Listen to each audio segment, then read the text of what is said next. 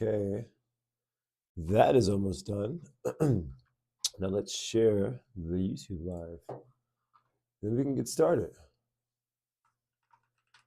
Let's see. 1 second. 1 second. Everybody doing a lot. All right. How do we share this? How do we share this? How do we share this? How do we share this? 3 minutes until I'm going live. Okay.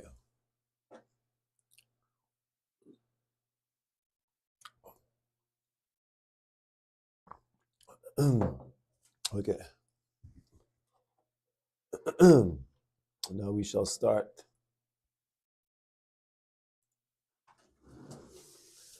Now we shall start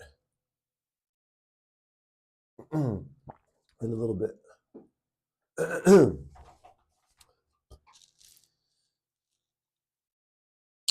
Da, da, da, da, da, da, da. Da, da, da, da, da, da. Da, da, da, da, da, da.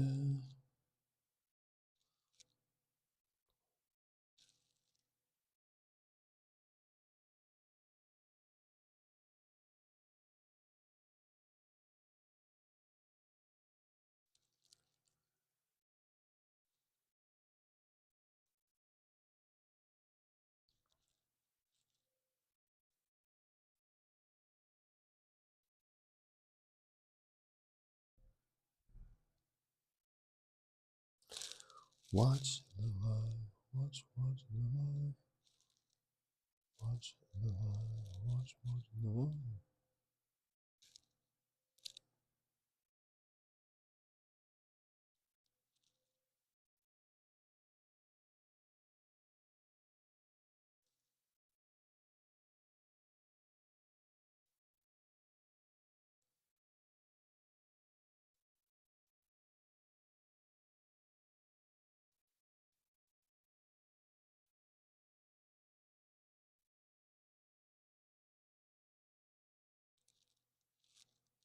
All right, it's almost time.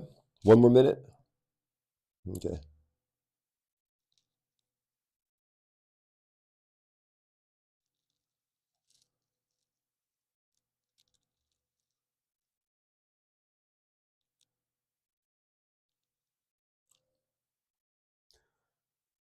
Okay, I think, yeah, it's 10 p.m.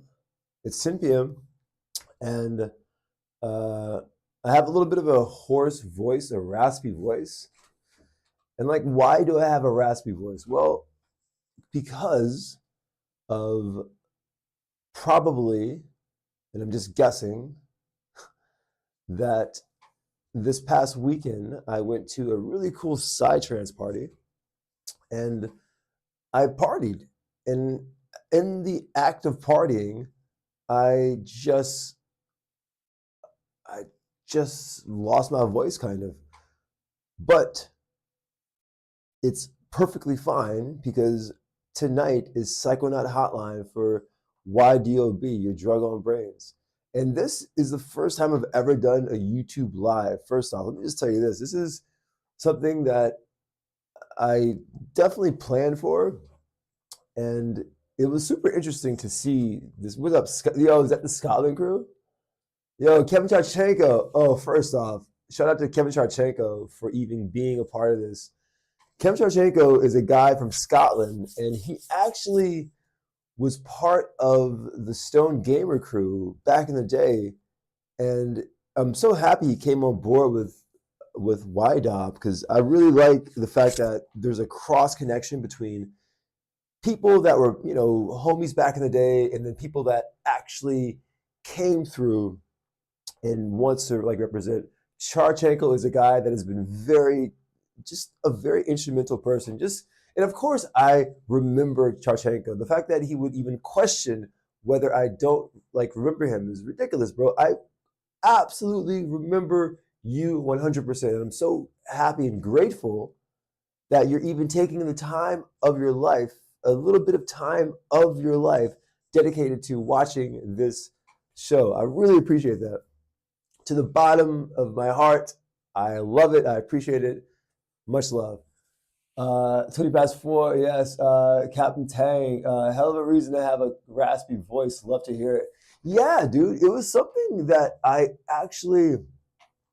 So I had a. So there, whenever you're out partying, you don't realize what you're saying, what you're screaming, what you're like, shouting until you get back home and all of the like loud conversations that you had over loud sounds and screaming at the DJ and yelling, it really adds up. It really adds up. So I think the lesson to be learned, this could be the first question. The lesson to be learned is if you are at a party or a rave, there's no real reason for you to scream or shout or sort of, shout. You don't have to shout. You don't have to necessarily show support to the like artist or DJ by screaming. You can even just clap. Clapping is fine. Clapping is very good. You don't like lose your clapping abilities. But voice is a very particular thing, especially when I'm a guy that uses his voice every single day. And for the show, I use my voice all the time. So it's ridiculous that I lost my voice. But it doesn't even matter. Let me see. Dude, me and the wife are looking forward to visiting Amsterdam and Rotterdam in November. We need to catch up. Yes, man. If you ever come to Amsterdam or Rotterdam, definitely text me because I will 100% be there, number one. Number two, I'm definitely down to hang out and to maybe, have a quick smoke at a smoke shop or whatever you want to do. I'm definitely down for it. I will take the time out of my life to hang out with you. And it will be an honor to hang out with you. That's for sure. Dara. Oh my gosh, Dara from Ireland. So we have a person from Scotland and a person from Ireland on the chat, man. My Celtic brothers and sisters are amazing. Thank you so much. I appreciate all of you coming. So today is a show called Psychonaut Hotline, where we basically go over questions that people sit about drugs. And yes, it's a big topic when it comes, or it's a big topic. It's just a big thing because there's a lot of people, there's like questions that people have that they're perhaps afraid to even ask, or they don't understand how to phrase the question because things get very complex whenever you talk about drugs, bro. And I'm here to really break that complex thing down into something that is really easily understandable. So I have a few questions right here. I also have this phone, which is a really cool prop phone. It's a tongue, or it's a sort of tongue is the is the phone thing. But I wanted to put a tab of LSD on this tongue so that every time I pick this up, there'd be like a tab of LSD. But I didn't get there in time. So anyways, first question, guys, while we're on this show, while we're cracking. So, where is it at? Okay, first question is, hey, Zeus, what's happening? How did you start the entire show? Or how did you, well, I think this person was asking, how did I start this whole concept of your drug on brains? And this is actually Honest 548. So what's up, Honest 548? First off, your drug on brains started off as something that I've always wanted to do. I think communicating science is one of the most difficult things because what I see in science communication is that if a person tries to communicate science, they start to use all these overly complex words just to show the person that is like watching that they understand the like topic, almost to show the person that they are more intelligent than the other person, which isn't the right way to go about like science communication. What you should do is you should understand the actual topic, and then in this understanding of the topic, you really break down the topic in words that are easily understandable, and just concepts that are easily understandable. So your drug on brains begin as an idea. I didn't know how the actual idea would even come to fruition, but I had this concept that I wanted to do this for drugs in the brain, since that's my entire profession, drugs in the brain.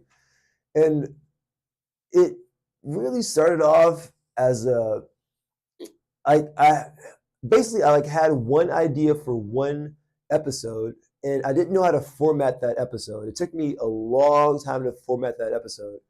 And then I realized that I shouldn't do it the way I was doing it. What I like wanted to do is I wanted to have like an hour long video per week. And I realized that an hour is way too extensive to talk about drugs and science. People will totally like lose out on their on like their entire like interest, you know. So I had to break down that hour long video to like 15 minutes. And then I realized maybe I should do 2 episodes every single week. And then I began doing that and doing the shorts, and I started to format all the content. And yeah, here I am. Here I am doing it. Also, guys, I want to say this, that all of the content for the rest of the year is already planned out. So I understand you may have ideas for shows that you want. And if you do have an idea for a show, then definitely tell me. You can DM me, you can send me, email, but I will add those ideas for shows for 2026. But for the rest of the year, I'm booked up when it comes to just ideas and content. I have it all planned out. And there's some really cool episodes that are going to be dropping. Actually, I want to say this. There's a really dope episode that's coming out this week on Tuesday, and it's about a topic that I really wanted to talk about for a very long time, but it took me forever to write the actual episode in a way that wouldn't offend anybody.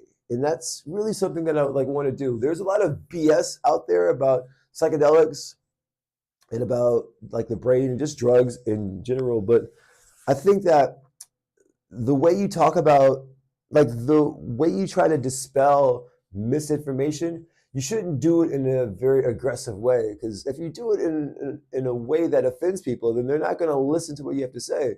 So I had to really retool and restructure the entire concept of this episode that's coming out on Tuesday. But when it comes out, I think that everyone will appreciate it.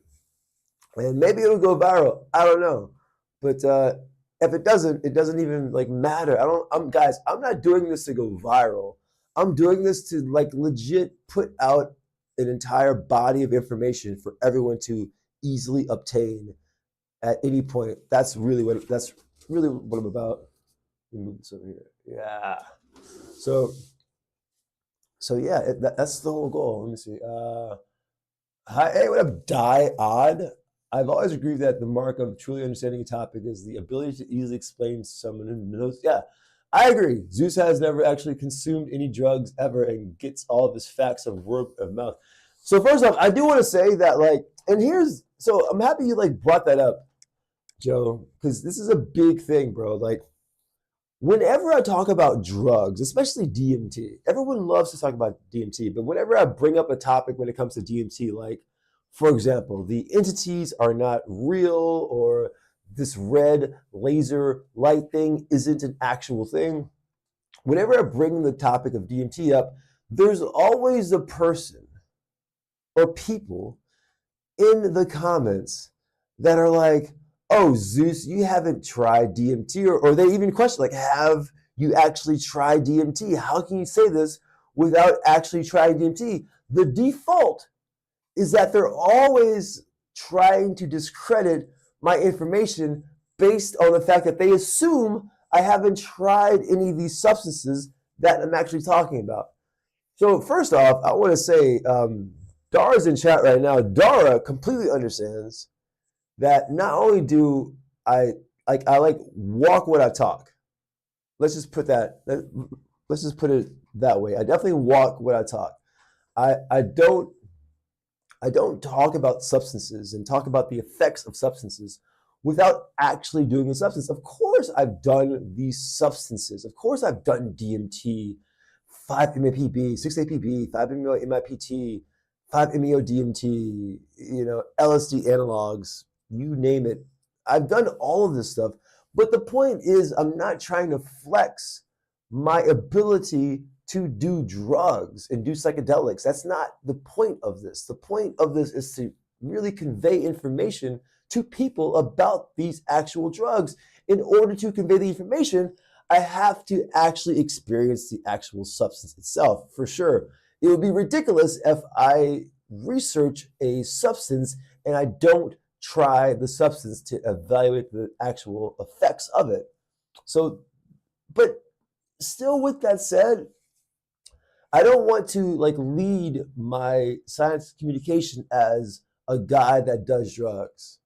That's not the best way to do it. It's a guy that understands the effects of drugs in the brain, and he also has done these drugs. That's the whole point. Yeah, for sure, for sure. Let's see. Captain Twig. If the video on red lasers was any indication, you have a great way of presenting proper science without being cynical towards alternative viewpoints. Oh, Captain.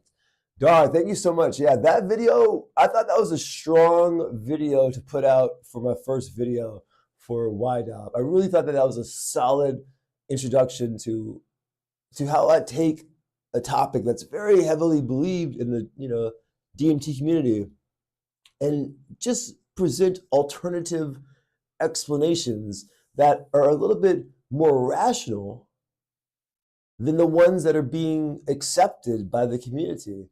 And why are these ideas being accepted? Because they're fantastic. Who wouldn't want to believe that if you take a drug, you can see the code of the entire universe? That's a beautiful idea. I would want that to be true. Of course I want that to be true. Why wouldn't I? But we got to separate what we want to be true from what is actually true. And I think it's really wild what's happening in society is that we're going towards this like post-truth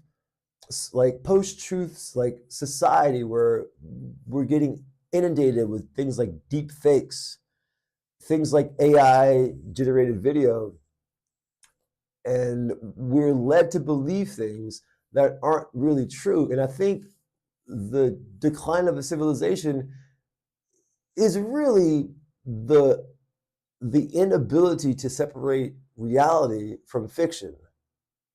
Because if you can't separate reality from fiction, then you can easily be led to believe anything. And if you can believe anything, then you can be controlled by any person or any entity.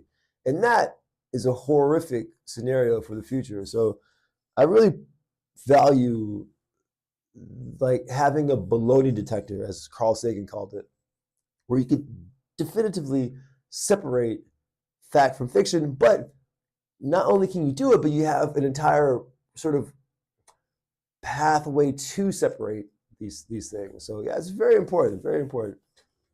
Let's see here. Yeah. Just discovered this channel a few days ago. Great content, and I pretty agree with the lazy experiment. Wait, I pretty agree with the laser experiment one. I pretty much agree. I'm gonna assume you said I pretty much agree. Yeah. So here's the thing about the laser DMT thing is I'm not sure if you guys signed up for my Patreon, which is patreon.com/Tapado, but you could see a video in which I do DMT and look at this refracted laser light. I tried it 4 times. I took 4 huge hits of DMT, and I looked at this refracted laser light. And what did I see? Well, okay, let me just say this. When I did it, I did see, it did feel like when I looked at the laser being reflected off the wall, it appeared that the laser almost went deeper into the wall, for sure. I have to admit that. It seemed like the laser somehow penetrated the wall. But did I see any code flowing down from this like sort of these like particles of light? I did not. I did not. And I looked at it from so many different angles. You can see the video on Patreon. So I really analyzed this as much as I could, took 4 huge hits, and like I think my ultimate conclusion was, okay, here I am, like 4 deep hits of DMT into this experiment, and I'm not seeing anything. Man, what a waste of DMT. That's what I said. What a waste of DMT, when I could have been actually like taking a hit of DMT and just closing my eyes, lying on my back, and having the trip of my lifetime. Instead, I was crouched over like a freaking wall in an apartment in Amsterdam, trying to look for this optical illusion. And that's what it is. It's an optical illusion that's exasperated by the effects that DMT has on the brain. And that's usually 5-TH activation, which is the receptors that activate whenever a person does DMT. But at the end of the day, it's an optical illusion. And it was a waste of DMT. So that was ridiculous. That was ridiculous. Yeah, absolutely, man. Great to hear that. Yeah. So many people became audio dialogue healers because of, auto diag healers. Wait, so many people became auto diag healers because of psychedelics. I don't know what diag, I'm going to assume diag means diagnostic. I don't know, bro. But yeah, so, I mean, let me just get into that topic. There's this sort of rush in the psychedelic community where people have one significant experience under a substance, and then they change their entire lives because this substance, whatever it is, ayahuasca, whatever it is, it really changed their perspective on life. And a lot of people, they become shamans, or they become healers, or they become, practitioners. And I think the heart of that, like the core of that initiative is, I would say it's coming from a good place, because a person has been healed by psychedelics, therefore they want to heal others. They believe that these substances can heal others. And that's true, man. Psychedelics can definitely heal people of past trauma, current trauma, lots of like maladaptive behaviors, like, anxiety or something. But I think a lot of that desire to heal a person, although it is coming from a good place, sometimes that place is really drowned in really egotistic pursuits, where it's not necessarily about healing as it is about trying to set yourself up to have a sort of authority over a person. Like, you want to show people that, look, I am better than you because I have a higher consciousness due to the ayahuasca or whatever. And in order to get to my mental state, you have to take this course, or, pay for this, or pay for that. And that's where it gets kind of weird, is when the idea of commercializing healing gets into play. And if it really, and I understand people want to get paid, yes, for sure, without a doubt. But like, man, it's so tough for me to tackle these concepts of people becoming shamans and healers, because, like, who has the right to be a shaman or a healer? And what authority do they have over a person? Also, how can we vet people that want to be healers and shamans? Is there a shaman school that a person can go to? Not necessarily. Is there a psychedelic healer program that people can go to?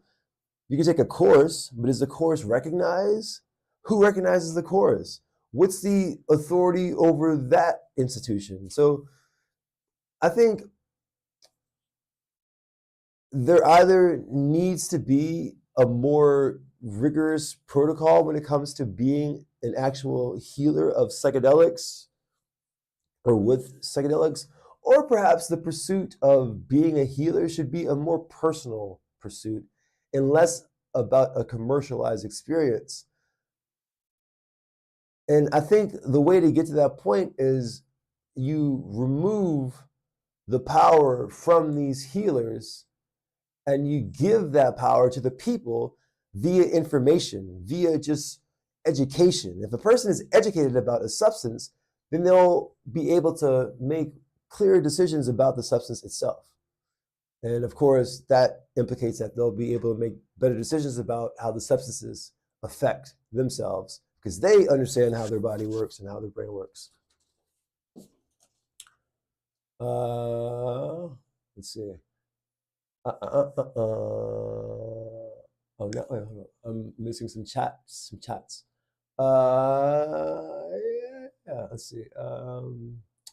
Now, you want to be seen as a scientist that does drugs, not a drug user who knows the science. Yes, that's very true. And I do want to say that's very true, Dara. And I do want to say that like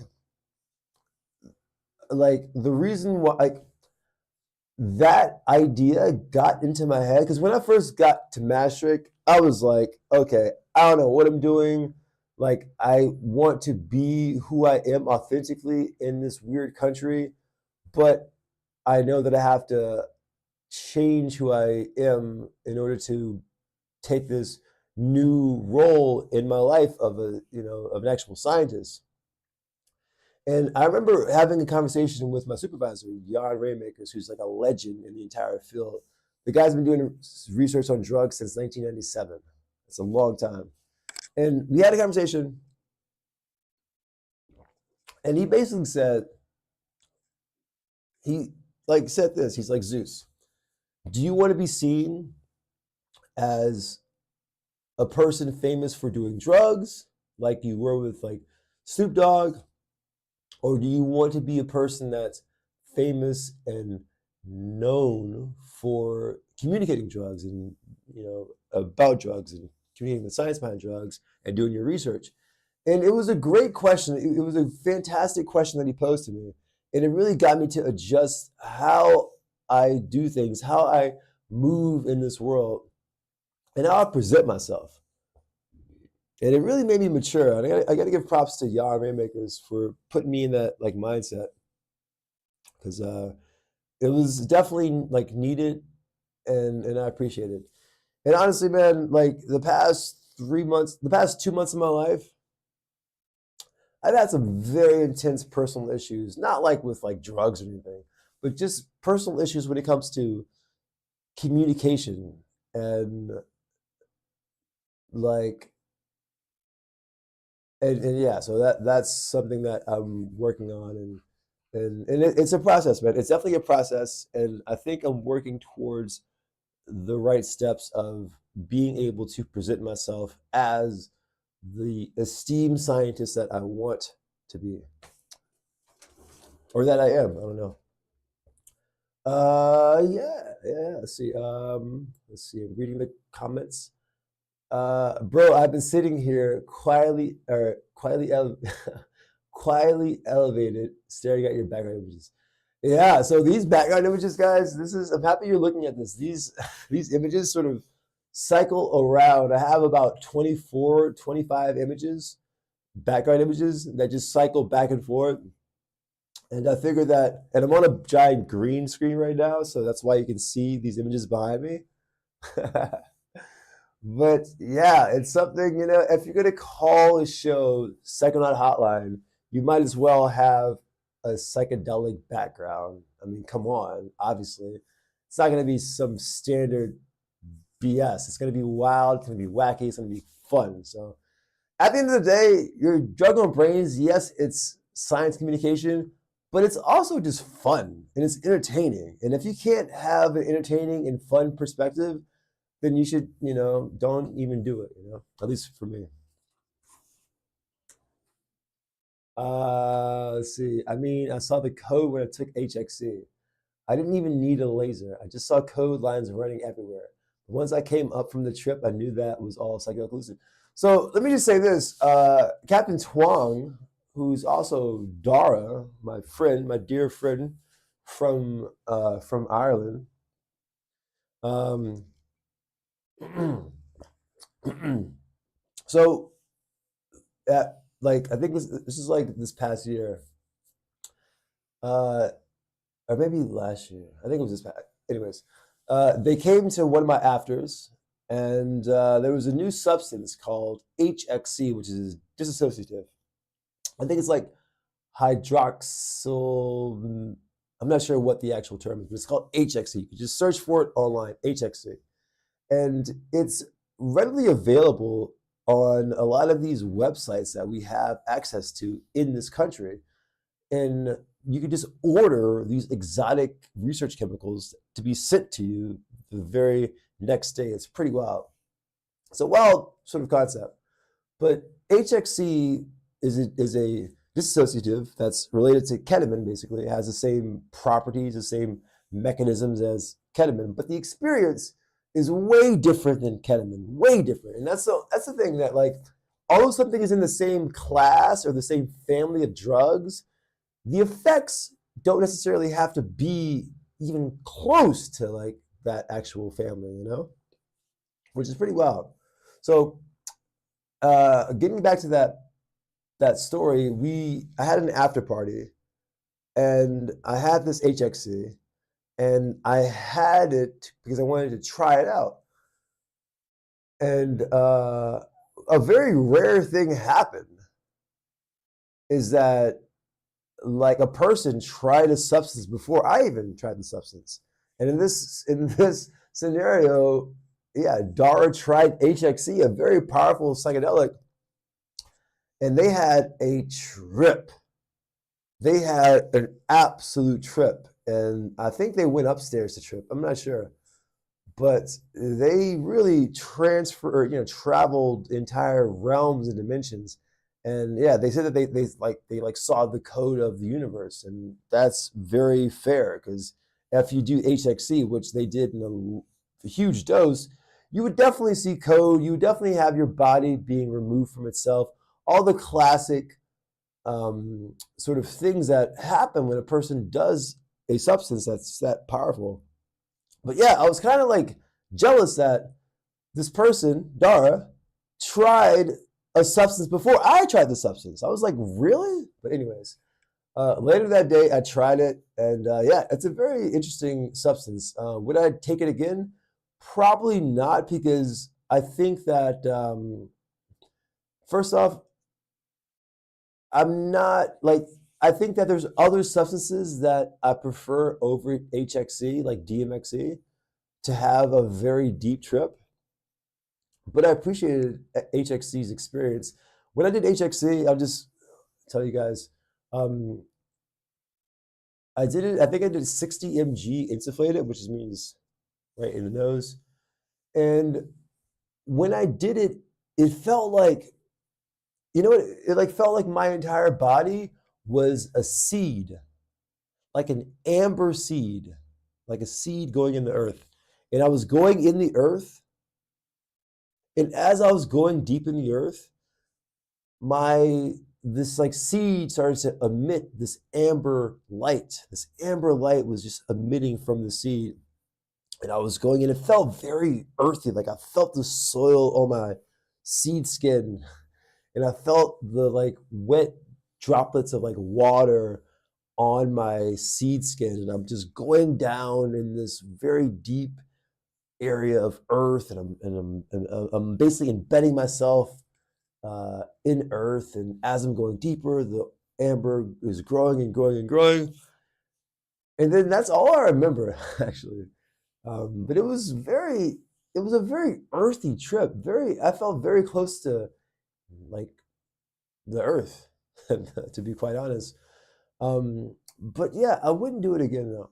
And that's the thing. Like once you have an experience with an actual substance, there's no rule. I mean, if you're a researcher and you've had an experience with an actual substance, you can just take that experience and just like put it in your, you know, like list of things that you've experienced. You don't have to continue to experience that substance if you don't like it or if it doesn't have, you know, if it doesn't bring something to you. But yeah, that was a nice one. Great experience. Yeah, same. I've kind of summoned Shiva, the Hindu deity, on DMT, and he appears with bands of Sanskrit, golden letters. So, like, here's the thing, like, and I'm happy you said that actually, because, and I'm happy you used the word summon. It's a very important word because when a person summons something, they're basically creating something. Like you create something, you like manifest something. And in order for a person to create something, like you said, Shiva, you have to have an understanding of who Shiva is and who that figure is and what they like look like, their depictions. You have to have that understanding in your head. And if you have that understanding, you can easily recreate this imagery in your head. And it's easier to do it whenever you're on psychedelics. And also, a lot of people they take DMT or and they say that they see things that their brain couldn't create. And that is just like that doesn't make any sense. Because like people don't give credit to what the brain is capable of. Number one, your brain is capable of great things, like amazing things. Look, for example, like you're like the all right, let's say what a author does, a fictional author does. Like he or she creates an entire reality in books. They create worlds, cities, culture, people like living in these like worlds and relationships with other people and items and objects and past events. You can create all of that in your head and then just put it on a book. So if you have the capability of creating an entire reality filled with fictitious people in fictitious places doing fictitious things, then of course you have the ability to weave some wild DMT world in your brain. That 100% happens and it can happen. And it's an extraordinary process. It's a beautiful process. The DMT experience is so extraordinary because it puts your brain on this very heightened call to develop these bizarre, nonsensical things. And I think the question is, why are we actually creating these wild places, these wild experiences? Why is it that when we take DMT, we see entities, or we see aliens, or we see certain things that are consistent throughout the experience? Why? Why do people see jaguars when they take ayahuasca? Is it that we're going to a place that's inhabited by cosmic jaguars? No, that's not it at all. It's not it. And I hate to say that. It's the fact that our brains are wired relatively the same. We're all human beings. We're the same species. We have the same brain parts, the same brain anatomy. And why is it that we have these, very common trips? It's like, and I always say this, it's like the fact that, hold up, oh no, is it tracking me? Hold up, 1 second, guys. All right, no. It zoomed in on me. No zoom in. No zoom in. All right. Okay, there you go. Yeah. So I think that's basically it. That's all I wanted to say when it comes to that. Oh, wait, is it? Yeah, that's all I wanted to say. Let me go to chat. Truth, man. You can't experience anything that your brain can't compute. By definition, any experience that you've had has been computed by your brain. And yeah, like that's the thing. Like there in science, in neuroscience, there's this thing called priors. And priors is so important. So for example, like you have a great understanding of how physics operate. You know, you understand that when you like pick up something, it's going to drop on the ground because of gravity. You understand things like, weight distribution and mass, object orientation, all this stuff. You have just a basic understanding of physics. We all do. Uh, and you have a basic understanding of like anatomy, hands, feet. You like understand that if you hold your hand up, your fingers aren't going to like, go into some weird weaved, thing, or the like wall behind you isn't going to turn into a huge ocean. And you understand that because of your understanding of physics. So like once you understand the rules of reality, then you could build reality upon these rules. And that's what's called predictive processing, is that in order to experience our reality, we don't necessarily experience our reality on a like one-to-one basis. Like if I'm looking at something, I'm not getting that entire image back. A lot of that is like your brain predicting the image that you see before you even see it. And it sounds wild to say, but that's actually what's happening, is that your brain is a very energy efficient like device. All right. Your brain loves to not use energy to work effectively, just like any other, thing. And so in order for it to conserve energy, it like takes our previous understanding of physics, of anatomy, of like whatever, and it just predicts that this, like this phone isn't going to turn into a huge Tonka truck, or this shirt isn't going to turn into like a bunch of birds or something. It's not going to happen. So your brain doesn't have to continuously compute and process that. It just sort of sets it as, okay, that's a shirt. Why is it doing that? Oh, like that's a shirt. There you go. It's hand tracking me. Stop the hand tracking, y'all. No hand tracking. But yeah, how do I turn off the hand tracking? I love the idea of tracking, but I don't want to do any tracking. No tracking, guys. I talk with my hands a lot. Oh yeah.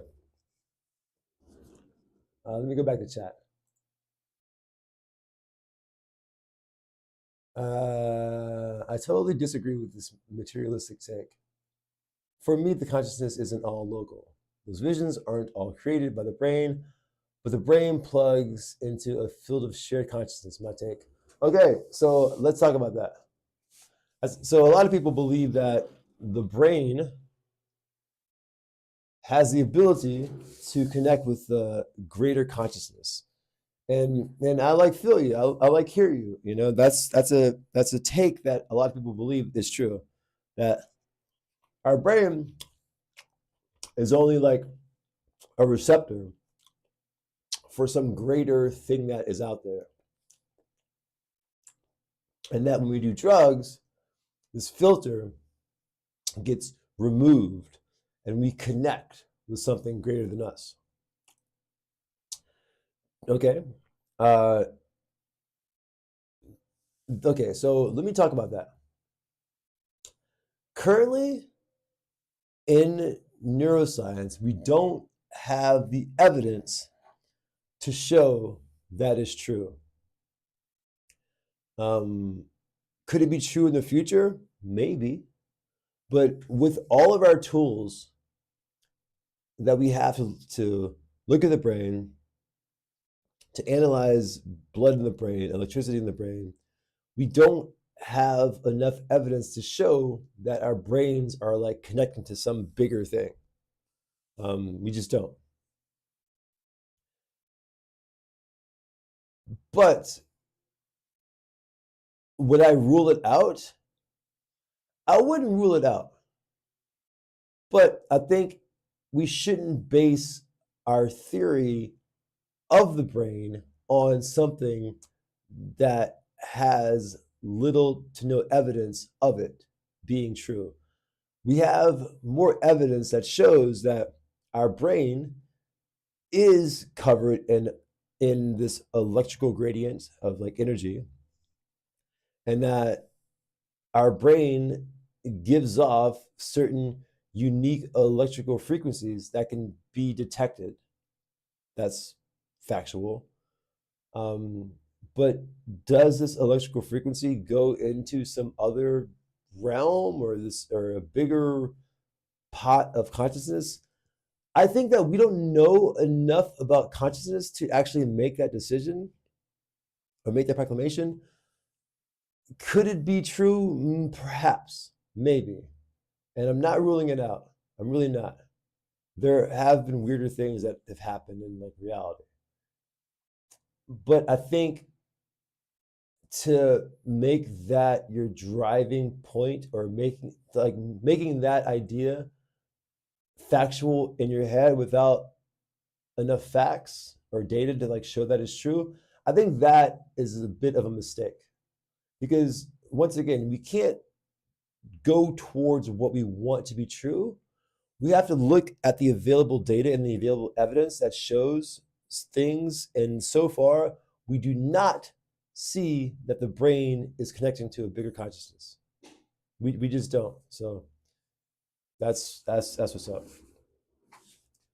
How can we explain near-death experiences then? Why the brain and heart are completely out?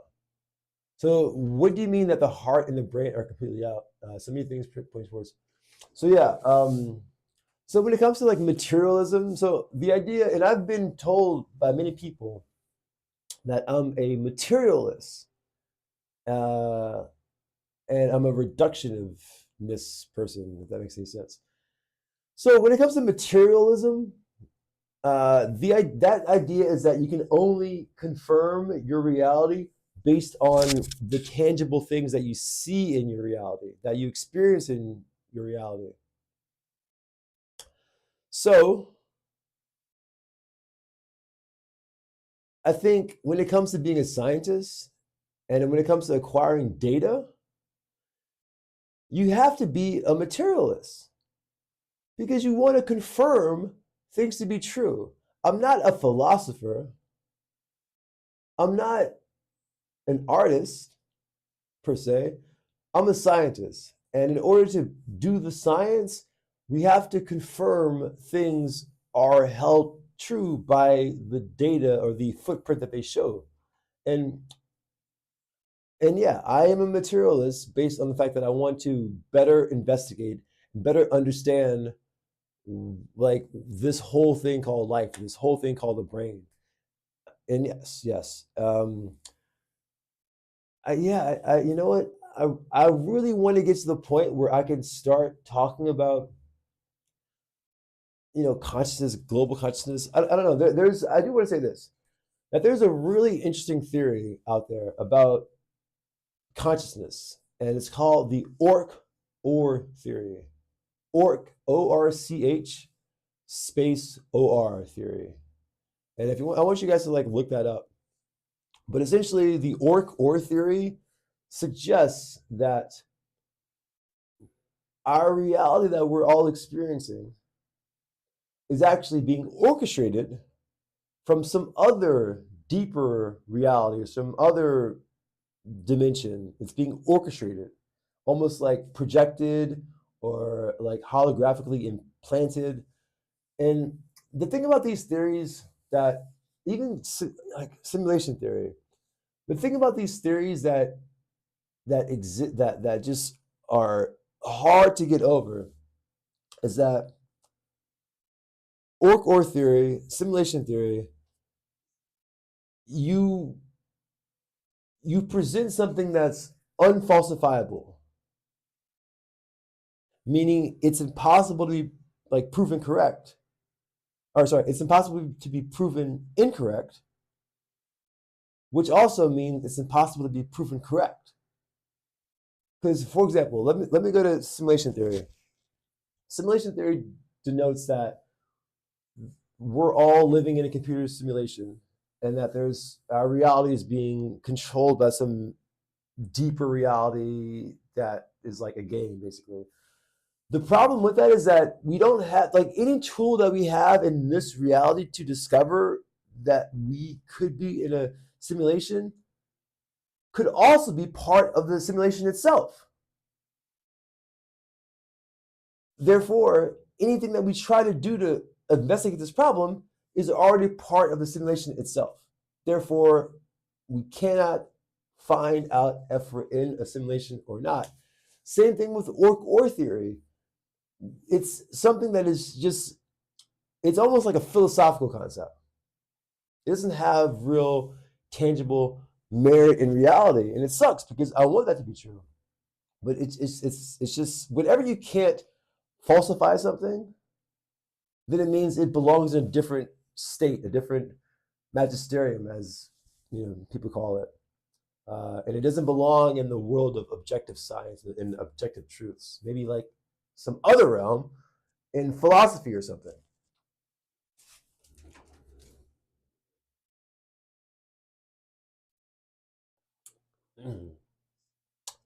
Uh, no available data can prove or disprove consciousness is materialistic or not. We have to wait and search. Yeah, man.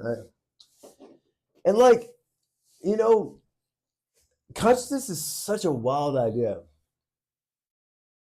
because and honestly, I gotta say, consciousness could be like misunderstood because consciousness denotes that we all have free will to do whatever we want. That's consciousness. We have a free will to do whatever we want, and that this free will gives us the energy to work and to operate life unconstrained by things, But I think consciousness, I mean, like, do we have free will? And here's where I get philosophical, and I don't want to get philosophical. This is a science show. But, like, is it possible to determine one's actions based on the beginning of their life? If there was some very complex algorithm that, okay, let's say that they weren't paid attention to as a kid, their teachers were hard on them, they had, all these sort of factors that come in. Can you determine a person's action based on like that historical context? Like, is it possible to determine what a person will do in a situation based on what he or she has experienced in their life? I would say yes. And if that's the case, then the free will a person has becomes less about having free will and more about having predictable actions. And if your actions are predictable, then it shows that actually what consciousness could be is just a very elaborate, organized system in which humans operate in. And if we're operating in a system, then that takes away the idea of free will at all, which takes away the idea of consciousness at all. So perhaps we think that we have this ability to act freely in the world, but in actuality, all of our actions, all of our options are highly predictable. But as a species, we don't have the sophistication enough, we aren't sophisticated enough to even understand that amount of chaos. Could be that.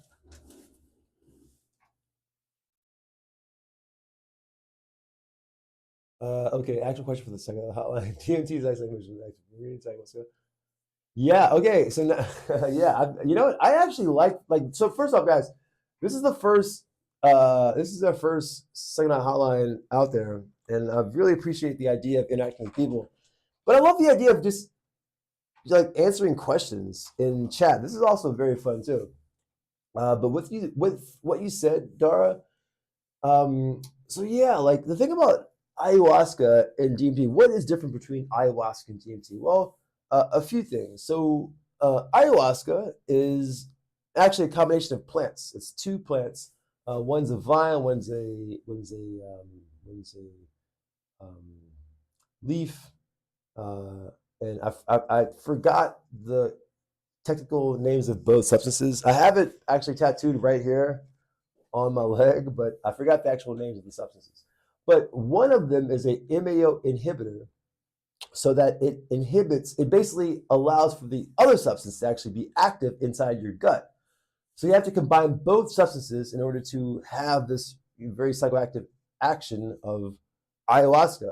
But ayahuasca, yes, there is a DMT inside ayahuasca for sure, but ayahuasca also has other things.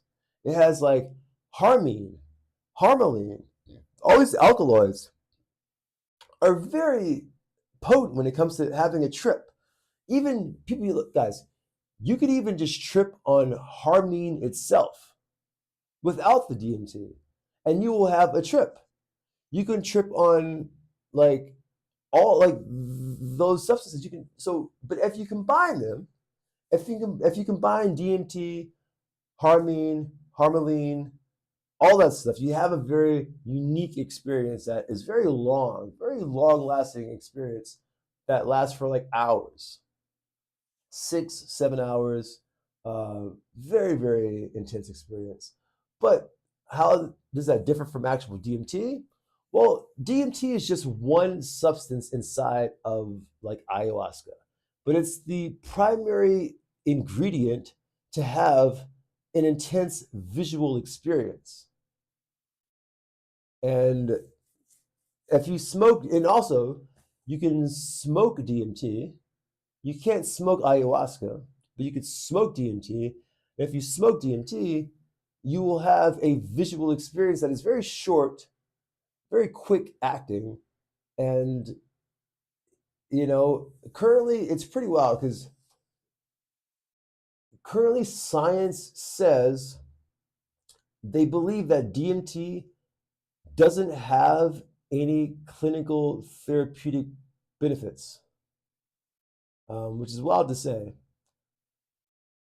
But I think that's wrong because, like, there are companies. There's one company coming from America called Algernon Pharmaceuticals, and they're looking at the effects of like taking DMT and helping with stroke recovery. Yes, stroke recovery from DMT hits. And there's a lot of reasons why they want to look into that, but that would be a clear therapeutic benefit of DMT. Um, is there therapeutic benefits of taking ayahuasca over DMT? Yes, for sure. Like the trip you have with ayahuasca is something that is enduring. And in Brazil, they even call that doing the work. You must do the work while you're tripping. And doing the work is really working on yourself, working on getting better and getting healthier, but it's an active thing. It's a very active process.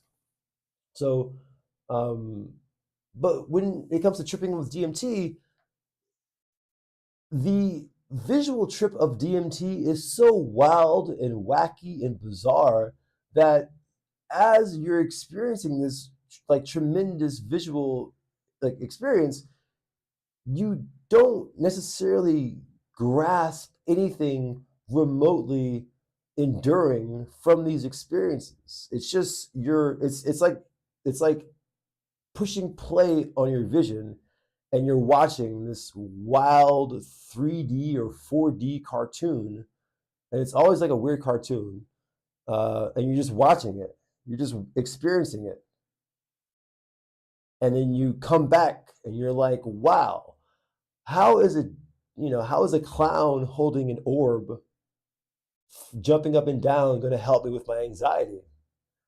That's really what happens. So I would say those that's really the big difference between ayahuasca and DMT when it comes to the experience and the psychopharmacological profiles of both substances. Let's see. Okay, DMT is 5 to 15 minutes. Ayahuasca, yeah, that's exactly true. I had a similar view on free will until very recently. However, outcomes can only be predicted in an ordered system. But there is ongoing research in quantum physics shows, first mention of two, ongoing research shows that there is true randomness in particle interactions.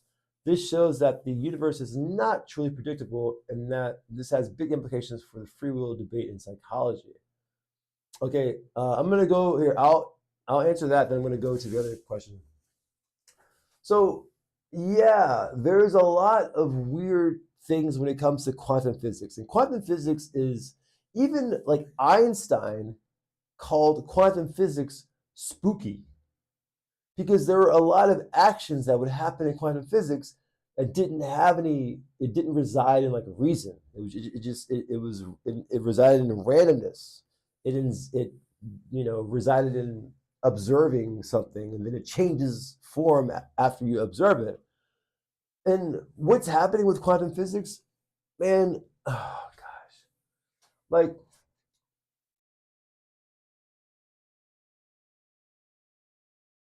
yeah, like having like for example, like having a particle exists in two different places at the same time while still being a single particle is weird and wacky. Having particles being connected with some other particle across the galaxy is weird. It's bizarre. It shows that there's an entire system that we don't necessarily understand that just exists. Um, and yeah, I think you have to 100% add quantum physics and quantum mechanics into the brain computing things. Like, for example, uh, there are these receptors called coincidence receptors in the brain. They're NMDA receptors, and they operate only if a condition is actually established. And but things like that happen a lot in the brain. There's so many different things that, like for example, how receptors bind to things, or how we actually have action within the brain. It's all based on a threshold that changes day to day. And this threshold is very quantum mechanicalized because it appears to be random. And that's the thing, Dara, is that there are so many things that appear to be random and they appear to be chaotic.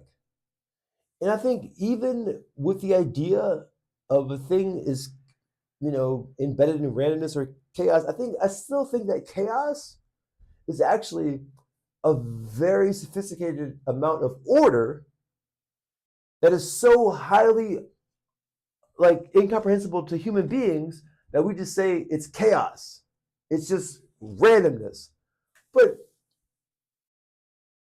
I man,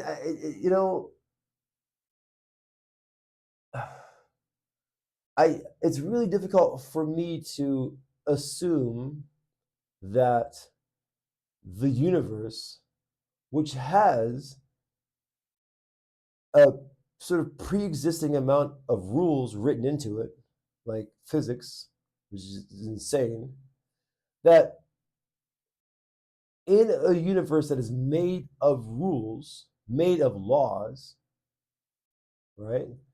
That in the same universe, there would exist things that would violate those laws. Because, and who made the laws? I can't even get into that right now. But yeah, man, you know what? That's a deep question. Because yes, quantum physics plays a role in brain computations for sure. But randomness and chaos, I don't think exists. I don't think chaos exists. I don't think randomness exists. I think it's just a sophisticated amount of order, once again, that is so incomprehensible that we just throw the label of chaos on it, the label of, randomness on it. Let's see. DMT happened very fast. Let's see, photographs. Mixes. Yeah, once again, it's a wild experience. It's so wacky, so bizarre, so quick, and it's so real. DMT, there's this element of eidactic hallucinations, which means that like the experience seems more real than real. And I think the fact that it happens like that, it essentially makes people believe that it's actually a real experience. And yeah, DMT, it's like you're turning up the resolution of your eyes from like 4K to like 116K. It's you can see every single fine pixel, and each pixel has a great definition, a great contrast, and yeah, that's it's a pretty wild experience. Ooh, addiction. Okay. Ooh, lots of questions. Let's see. Randomness and should be real. Yeah. Dot I. Thank you for your compliment. Thank you. Yes, you're welcome, mate. I've never taken ayahuasca yet, but I hope soon finding the good moment and good people. Put a thumb up. Guys, it's been a good channel topic with not many subs. Yeah, listen, for sure. 100%, guys, share the stream or share the YouTube channel for sure. I want people to watch the show because it's informative and it's cool and it's fun. So if you have any friends that want to actually look at your drug on brains, do not hesitate to tell them at all. Like share the channel, please. I 100% agree with that. Hello from Grand Cayman Islands. Whoa, Grand Cayman in the building. Just meal prepping, and we'll listen to tonight. Diving tonight for the final coral spawning night, and brain coral will be spawning. Jeez, bro, just imagine that's what you're doing on a Sunday. You're diving for brain coral. I've never dived for coral in my entire life, ever. And you're doing it in Grand Cayman. Gosh, never been to Grand Cayman. Grand Cayman. Wow, that's impressive. That's a flex, huge flex. Congratulations, sir. I wish I was doing the same thing that you're doing. And you're like meal prepping. What are you meal prepping for a long week of diving?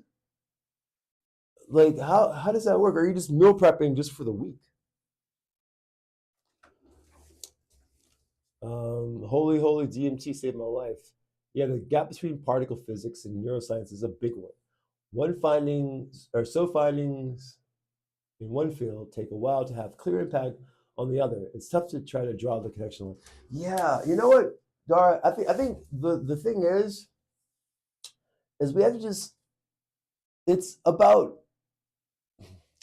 like science is really understanding or having a great understanding of what we don't understand. You know, it's almost like we do science in order not to reveal secrets about our reality, but it really just unveils the amount of stuff we don't understand about reality.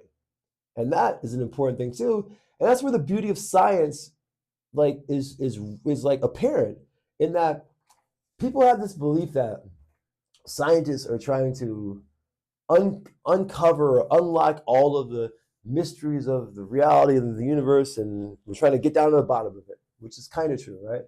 But there's this other aspect that really, and you could see this, the science that has happened throughout the past few centuries is that science really reveals what we don't understand about reality.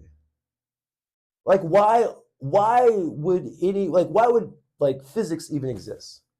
Why would we have rules of physics? Why, like what are these things? What are these fields? What are these like laws that govern our reality?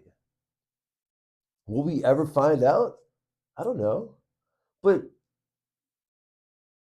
we have to understand how things work to then understand like why they work. And understanding why they work is taking into fact that there are things that we understand about reality and that we don't understand about reality. And both of them grow as we understand, we don't understand. And they just grow and they grow and they grow. Will we get to the point where we understand all of reality in the future? I mean, maybe. It's not going to happen in the next like decade or so, that's for sure. We still have a long ways to go when it comes to unveiling all of the mysteries of the universe, for sure. And once we do that, then what comes next? How boring would it be to live in a reality that is completely understandable? You know, to live in a reality where all the achievements have been unlocked. What's the point? What's the point? Meal, okay, meal prep. Meal prep lentils stew for lunch. I'm a neurofeedback provider. I've worked with ketamine-assisted psychotherapists. I moved here 4 years ago from Ohio. We scuba dive most weeks, and we are grateful. Nice. The more you know, the more you're aware of what you don't know. True that. But we are at exist. Yeah. We're at yeah. So first off, congrats on your move to Ohio. Yo, shout out, yo. Yes, yes. Okay. Yeah. So yeah. I mean, I guess like if I lived in Ohio, I would totally move to the Grand Cayman Islands for sure, without a doubt. Um, but I wouldn't live in Ohio, number one. No offense to Ohio. So, um, yeah, the more we know. So yeah, guys, actually, we're the whole idea was to end this show at in like an hour. We're actually going past this hour. So I'm gonna wrap up pretty soon. But um, yeah, we talked about guys. We went over a lot of topics, and I really appreciate you guys coming in and talking to me. This is really really cool. But just wrapping up, like you know, I want to say that I'm not here to like serve as an authority on drugs and the brain. I'm not here for that. Um, I'm here because I have a great passion to convey information. And why do I want to convey information? Because it's what I do. I wake up every single day and I cannot believe that I have the opportunity to have a desk inside of a psychedelic lab, and a great one at that. It's like mind blowing. And I understand I'm living in a very unique scenario. And not many people have this opportunity to like live this life. I understand this. And I am very humbled by the life I live and the people that surround me that support me. Like I wish I could convey my love and admiration to the people out there that support this whole project and support myself. I My life wouldn't exist without your involvement. And your involvement is integral in my life, obviously. So every single comment, every single like, every single share, every single question, DMs, tweets, it fills my heart with gratitude. Even the bad ones, even the ones that are just like obviously troll baits trying to get under my skin. It doesn't really matter. The fact is that I'm on this platform, all these platforms, and I have the ability to help, not even help, but just to educate people and to show my life to other people so that they can understand what it is to be a scientist, what it is to be, involved in this whole field. And yes, this is the second week. We're going into the third week of YDOB, and I really am excited for how the rest of the entire season goes. And what can I say, man? I'm very grateful for this opportunity, and there's lots of stuff happening, and there's lots of cool stuff that's going to continue to happen. And I and here's the most important thing is the quality of content I'm putting out.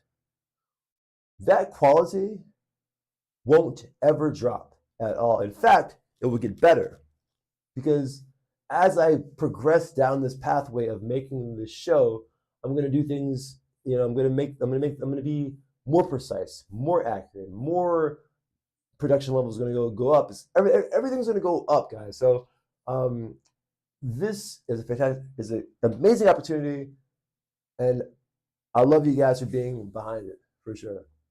Even this first YouTube live, this is incredible, man. I had my first ever YouTube live, and it's popping, it's going down. Like I love that. I love that about this whole show. So the quality of your education is top tier. Ooh, thank you. Thank you. Yes. Well, listen, there will be more educational shows to come. Once again, Tuesday, we have a really big YouTube dropping. It's going to be heavy. It's going to be dense. And it's going to be very particular. And I want all of you guys to look at it. It's going to be a banger, I think. And yeah, just nonstop shows, guys. Like I said, all the content for all of the shows is constructed until the end of December. Okay? That's a lot of time and a lot of content and lots of videos and YouTube lives and everything. So this is a great beginning, and I can't wait to see where it goes from here. With that said, that's the end of Psychonaut Hotline. I appreciate all of you for coming. It was fun. It was cool. Great experience. And after over an hour of talking directly into the camera, I'm officially done. I will see you guys on Instagram or TikTok or on Twitter, YouTube. I'll see you guys soon. My face, you will see me soon. And whenever you see my face, you can rest assured that you will have great scientific education and content behind it. Yes. Much love, guys. Enjoy your week and good luck on your own lives. Much love. A debate with Danny. Hold on, but before we leave, a debate with Danny Goller over the DMT experiment. So Danny Goller is the guy who invented the DMT laser thing. I don't think a debate is warranted. I would have a conversation with him to see why he believes what he believes, and we can go from there. But I think a debate is too aggressive. It's too aggressive. I don't want to debate him. I just want to talk to him. And so far, we don't do interview shows on YDOB because the thing about interview shows is that the shows, like whenever an interview is conducted, I think it's like lazy content because you're like relying on someone else to give you content, and that person, whoever that person is, you can't guarantee that that person will be entertaining or exciting or worth watching. Their words may be something to be of interest, but it's beyond just what they say. It's about how they say it, like what they present, what they bring to the table. And so I can't vet anyone's actions but myself. Therefore, at this point, I don't have any plans on doing any interviews. I just don't. That could change in the future, but for the rest of the year, we're doing 0 interviews because I think there's just better content out there besides talking to a person and having a conversation.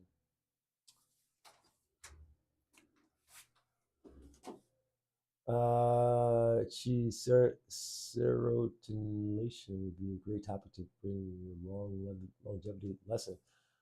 Yeah, I need to Google what serotonation is before I can bring it as a topic. Immersion, symmetric video. I did a whole video replication of DMT laser experiment half a year ago. I wonder how much Danny's mind would get blown if he watched TV, static noise of DMT instead of a laser. Yes, but you must buy the proper laser kit from him to be able to actually see it. Yeah, man, this whole yeah. Yeah, first off, symmetrics. Yeah. So let me check out the tracking. So guys, before we leave, I want to give a shout out to Symmetric Vision. Symmetric Vision is a guy that develops, I think, the most realistic depictions of like how vision is augmented when a person is tripping on a psychedelic. I first saw his stuff actually, I think on like Instagram or something. Like I don't know, or somewhere. I think probably Instagram. And I was like, wow, this is so cool. And then it just so happens that like we have the same friend, Till, and Till. I'm not sure how Till's friends with him, but we actually did a Zoom call uh, one time at my place during and afters that I had, and I had Symmetric Vision on the Zoom call, and we were just talking, and it was a cool thing to be connected with the person that developed this art that I first saw and was blown away by, and now he's literally in my living room talking to me via a computer. It's mind blowing, absolutely mind blowing. Um, yeah, yeah. Your vibe attracts. Yeah, your vibe attracts your tribe. Yes, that's you know what. That's a very catchy phrase. Yes, but it's also a very accurate phrase. First off, um, yes. All right. Thank you so much for the work that you do as well.